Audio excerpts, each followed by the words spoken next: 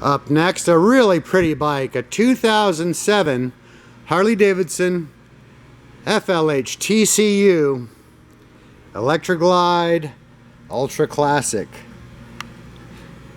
Notice the special colors on this, vivid black with blue and gray stripes. That equals the Peace Officer Special Edition for 2007. Well under 60,000 miles, completely acceptable for a 10 or 11-year-old bike, depending on how you do the math. It's towards the end of 17 as I'm shooting this video.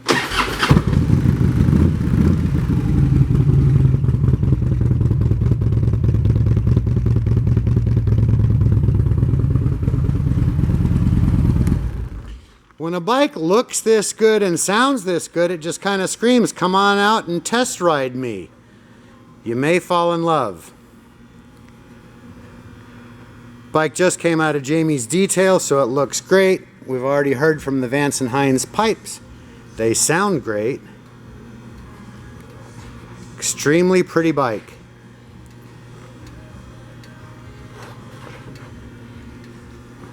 And available for test rides 7 days a week at North County Indian Motorcycle in San Marcos. We're only closed 3 days a year.